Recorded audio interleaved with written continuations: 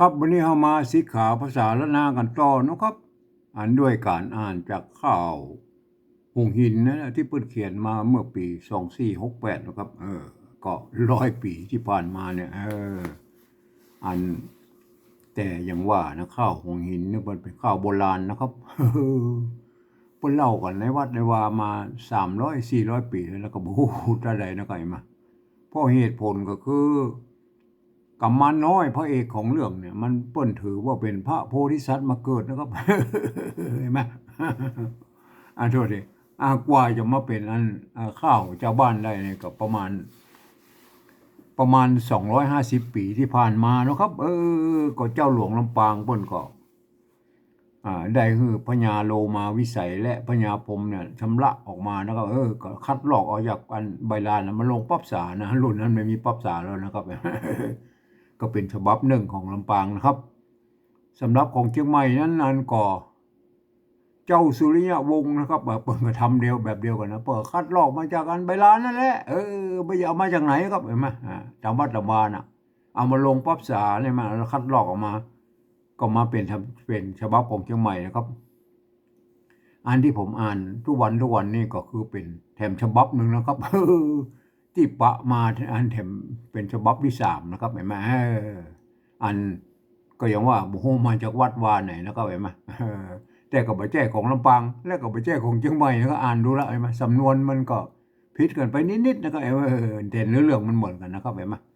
ครับอันเป็นภาษาที่มันเก่ากลางใหม่หน่อยนะครับเห็นไหมวันนี้เราไปก่อนนะครับครับอัน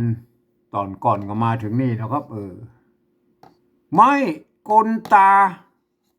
หมักซักนะไม้กลตาหมักซักนะครับเห็นไหมฮะวันนี้ต่อนะครับวันนี้ต่อ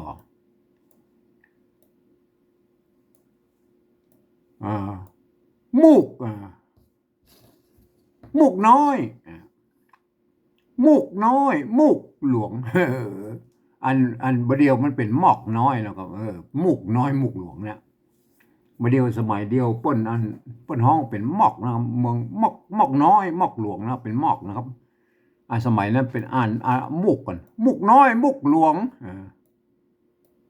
สี่มีสารพัด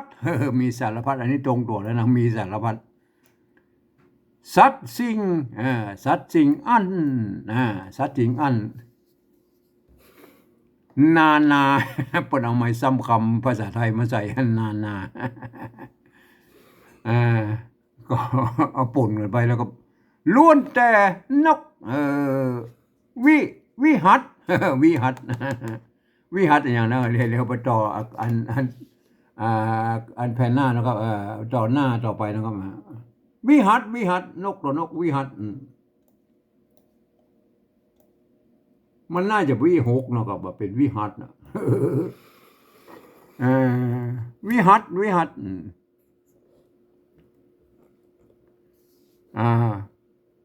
หัตปกปกษาปกษาวิหัตปกษานะครับเข้าควักป่าตาเข้าหรือเข้านะเข้าควักป่าตาตีไม่ใช่ตีอีลุยใช่ไหมอีลุยอีลุยนั่นก็คืออีหุยนะครับอีหุยเลยวินอินมันบอกวินมันอินครับสมัยเนี้ยมาสมัยบาลังเป็นวินนะครับอีลูแลอินมันเป็นอันนกชนิดไหนก็บ่รู้แล้วก็ไปมาบางฮอกบางฮอกอันนี้ตัว5ได้ไหมบางฮอกแซวดงแซวดงนกแซวดงแซวดงอันนี้บางกับฮอกนี่มันก็กระลอกนั่นน่ะกระลอกบางก็ประเภทเดียวกันนะหนูในกระลอกนั่นน่ะกระลอกเต้นไปเต้นมาน่ะแซวดงปลาปลาปลาปกเข้ามินปลาปกปลาปกเข้ามินมันเป็นอะไรปลาปก ถ้าเว้าวอนห้ามห้องลำร้องเนี่ยห้ามห้องนะครับจู้ต้นป้อป้อเฮยนะครับป้อเฮยป้อเฮยไม่ใช่เฮยนะครับป้อเฮยมันตัวห้านะครับแลอ่าแลหม้อแลหม้อปากว่องนกคอดมันนกคอดนกคอดคอดนกคอดดังนะครับนกคอดนกคอดเนี่ยนกคอดดังผีพายผีพายนะครับดังผีพายนกงุมนกเก้านกเป้าฝูงนกเป้าฝูงหลายจับอยู่เลี้ยงยายกินผลกินผลตัวกะกับตัวปะเนี่ยมันปอๆกันนะครับกินผลมากหมักมุนหมักมุน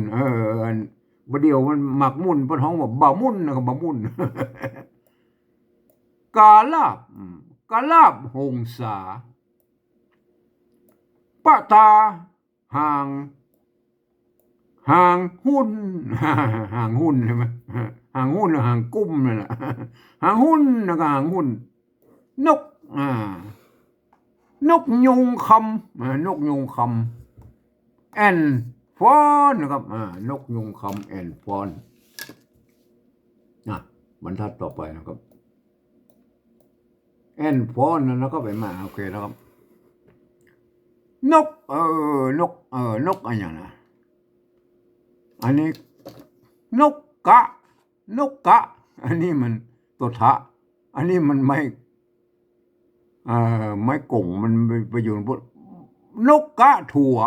นกกระถั่วมันเป็นอะไรนกกระถั่วเนี่ยหมูจักแล้วจับเฟยจับเฟยคุ้มห้องนะครับมาร้องเนี่ยคุ้มห้องนะเอาเป็นสำนวนแต่ยวนนะครับขานฟู่ท่องเหมือนคน ว่าเจ้าเหยเจ้าว่าเจ้าเหยเจ้าเข้าป่าไพศาลเข้าป่าไพศาลเหลียวพ่อปลายบนเอาแล้วเรื่อยโทษเทเลย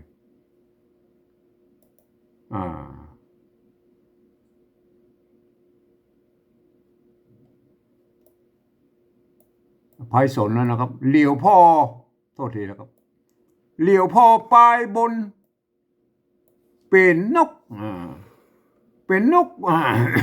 ผู้เล่นนกมันจิ๊บจ๊ะจิ๊บจ๊ะมันผู้กันเล่นเลยมั้ย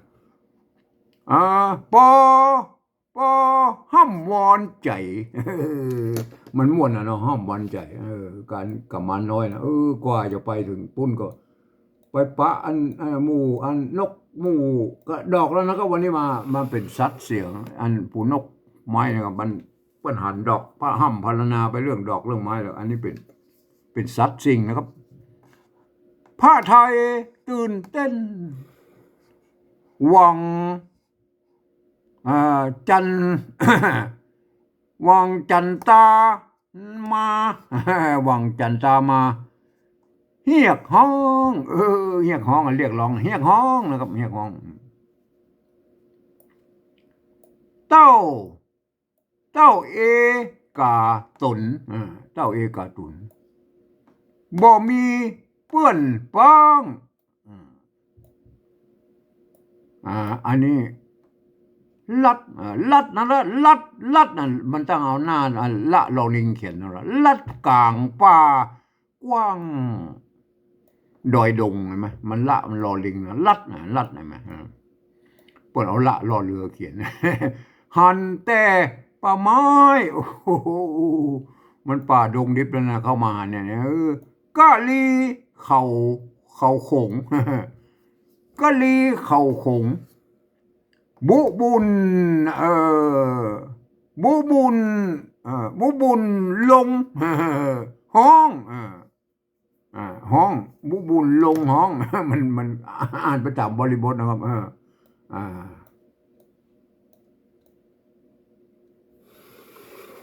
ห้องว่าจีห้องว่าจีจ้อนะครับว่าจีจ้อแมงว่างแมงใหญ่แมงเด้งแมงเด้งแมงเด้งแมงเด้งมาฮ่อมันผมก็บ่จักมันเด้อเสียงเสียงใหญ่ดัง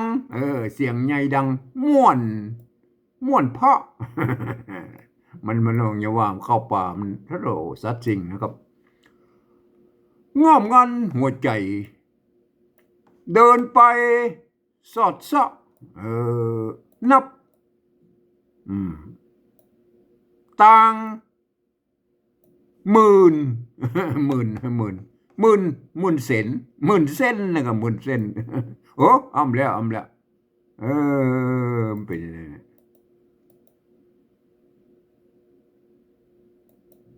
โทษทีนะครับ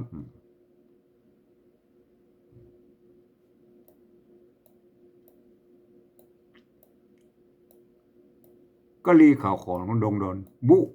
บุญ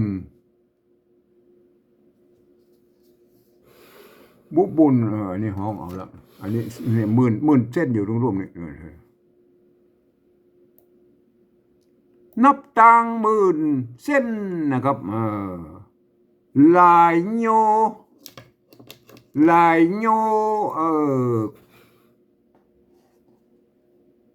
กว่าอันก้าวจักได้หลายโยกว่าหรือก้าวนะก้าวกว่าจักหลายโยก็ว่ากะว่าจักได้นะครับมันให้เป็นนั่นนะหลายโยเส้นหลายโยดนั่นน่ะหลายโยดอันมันทัดต่อไปพักยังพักยังนะครับมันต้องพักยังนานั่นพักนะครับยังพักยังนาโคต่าง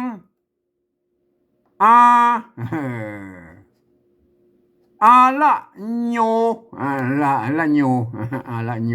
โยก็ได้นะละโยป่าดงต้องเต้า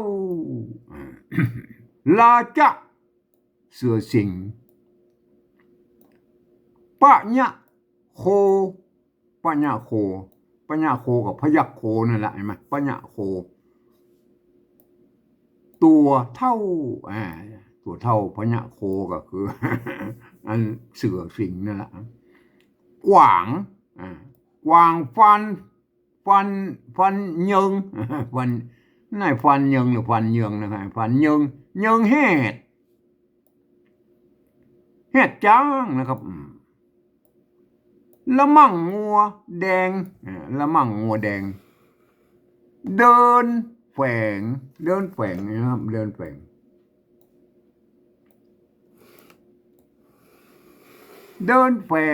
สอดกว้างบุบุญข้างกงจำ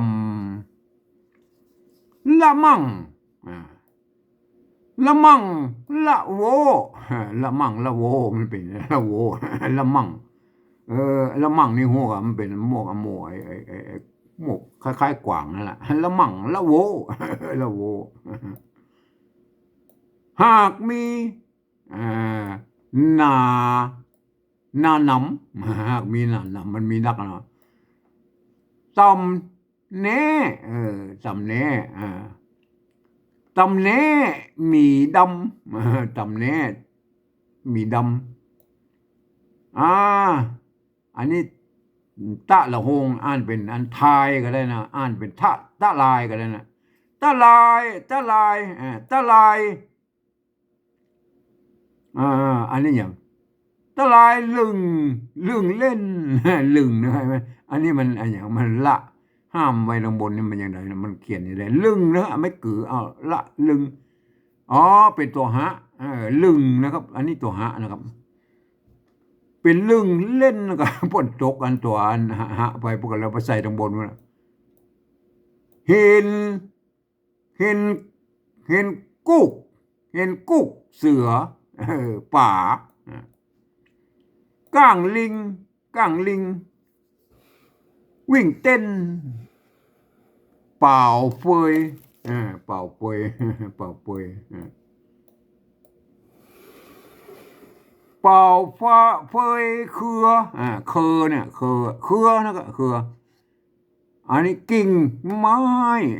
เป่าเฟยก็คืออันถ้าอย่าอัน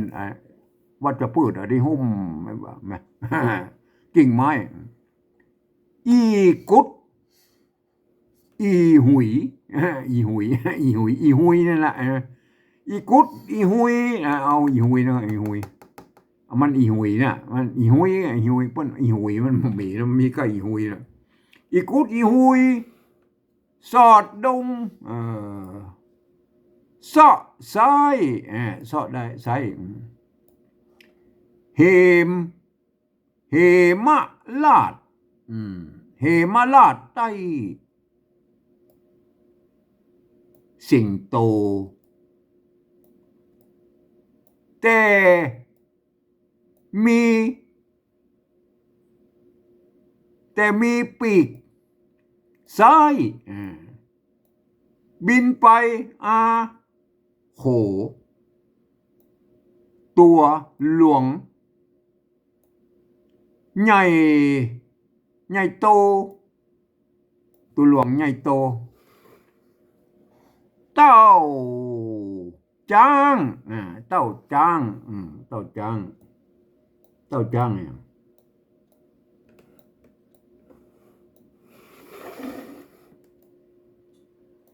เต้าจ้างพายพายหรือปาย ปายก้าเอาพายก้าเลยก่อนปายหรือพายนะพายก้านะครับพายก้า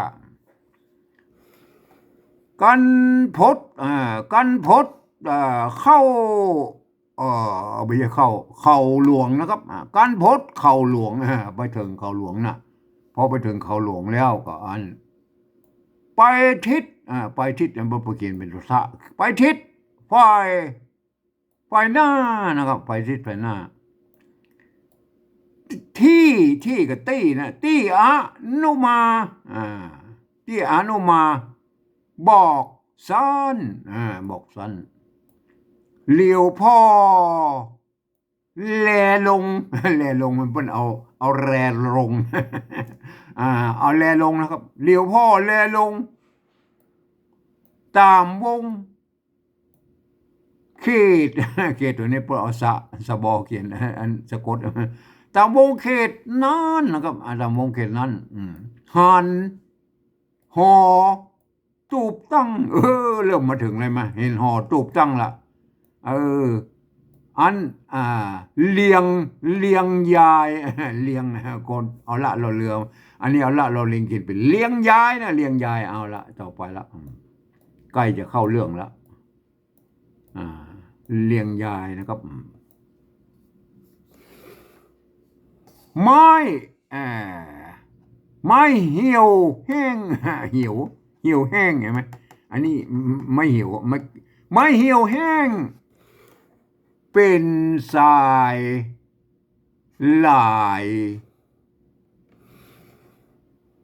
ไม้เหี่ยวแห้งเป็นทรายลายนะครับเป็นทรายลายตูบอันนี้มัน2 ตัวนะครับเห็นไหมตูบยังยายนะครับตูบยังยายไม่มีดึงยายไหมปูตูบยังยายพ่องดิบพ่องแห้งก็ผีตรงเหลืองเลยยักผีตรงเหลืองพ พ่องก็ป้อเหลืองใบไม้เอามาเมื่อกี่วันนะ7 วันมันก็เหลืองละเหลืองอันนี้เหลืองเหลืองอันนี้มันเป็นสระละเห็นไหมกันเถิงหุ่งแจ้งไหมหุ่งแจ้งพวกยักษ์ปากแดงปากแดงพวกยักษ์เป่าแดงเหล่านอนเอาเรื่องนี้นะครับไหมหันยักษ์เห็นยักษ์ปากแดงมันน่ะไหนมาเรื่องนี้มันก็ใกล้จะปะอันแม่พระสันนลีละเอาไปดูอันที่อันที่ปริวัติไว้นะครับเห็นไหมเป็นภาษาปริวัติละนาแบบที่3นะครับสำเนียงของอันไตยวนเชียงใหม่นะครับตามที่ผมโบเนี่ยเห็นไหมมุกน้อยมุกหลวงมีสารพัดสัตว์สิ่งอันนาล้วนแต่นกวิหัตเปลือกสา วิหัตมันแล้วมานกวิหกนะครับอันนี้เปิ้นหัดเอาหกเนาะ วิหก อันนี้ขออนุญาตชำระไว้หน่อยวิหกเปลือกสาวิหกปักษาเนาะแต่งให้มันงามหน่อยเนาะ โทษทีนะครับชำระบ่น่ะวิหกล้วนแต่นกวิหกปักษาเอาแก้ของบ่น่ะเขาควักป่าตาอีลุยเลอินเห็นไหมอินบางทีก็วินแล้วก็ไปมาบางฮอกเซลป่าปกเข้ามินท้าวอนห้ามห้อง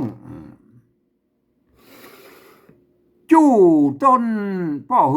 ยเลหม้อปักว่างนะครับนกขอดดังผีพาย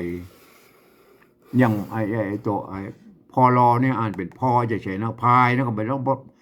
ไปลั่นลิ้นพลายไม่ใช่นะครับเอาสำเนียงละนาก็คือผีพายนะครับผีพายไม่ต้องไปลั่นลิ้นนะครับนกงุมนกเก้านกเป้าฝูงหลายจับอยู่เลียงยายกินผลมากมุน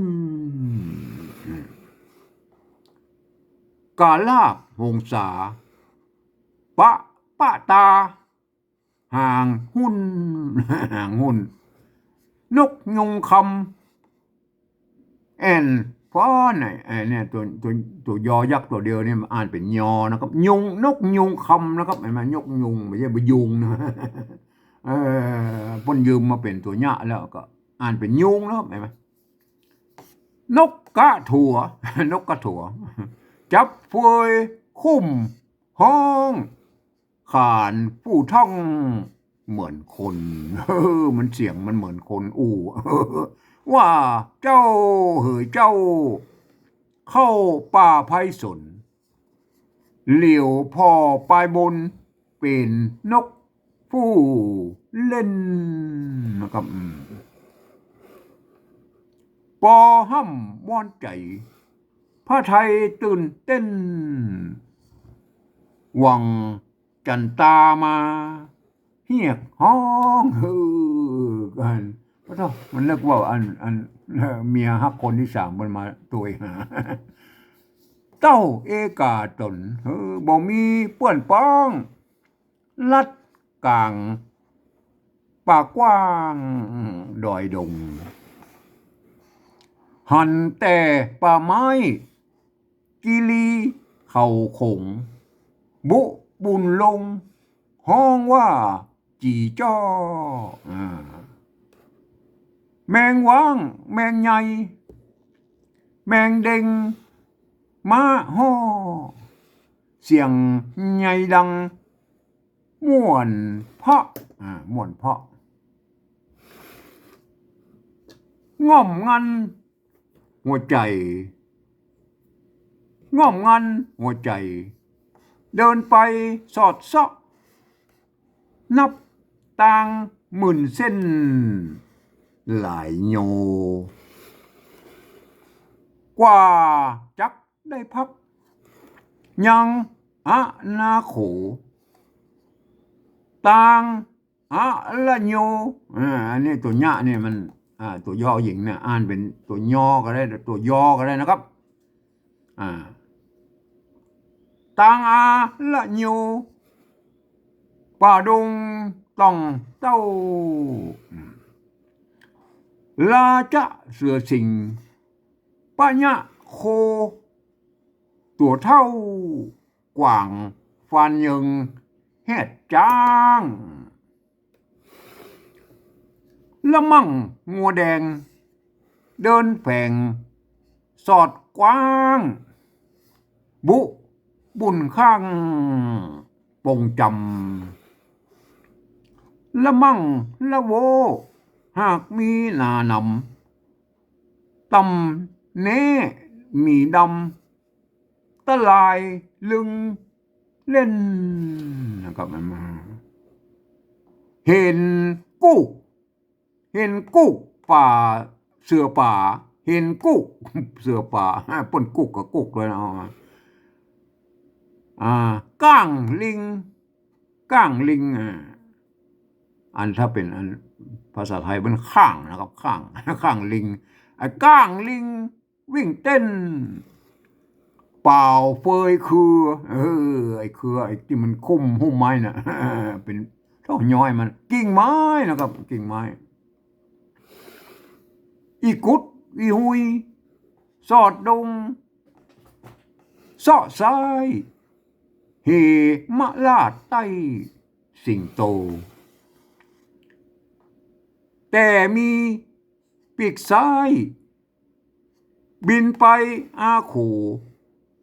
ตัวหลวงใหญ่โตเต้าจ้างพายก้ากันพดเข่าหลวงเนี่ยพดเข่าหลวงก็ไปถึงเข่าที่อันอานุมาเปิ้นบอกมานะกันพดเข่าหลวงมาถึงเข่าหลวงนะพดไปทิศฝ่ายหน้า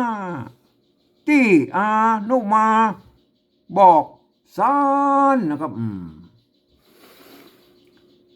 เหลียวพ่อแลลงตามวงเขตนั้นหันหอตูบตั้งเห็นไหมตูบตั้งเสียงโทพิเศษนะครับจุดนี้ไปหน่อยตูบตั้งเลียงใหญ่เห็นไหมเห็นตูบแล้วมันแบบเหมือนกับไอ้3 เมืองที่ผ่านมาเฮ้ยล้วนแต่เข็ดไม้มีก็เข็ดไม้เหี่ยวแห้งเป็นสายหลายตูบยังใหญ่จิตตูบนะมันทำด้วยเข็ดไม้อันไม้อันอย่างมาใส่อันใบไม้มาปกเห็นไหมพ่องดิบพ่องดิบพ่องแห้งนะครับพ่องแห้งพ่องแห้ง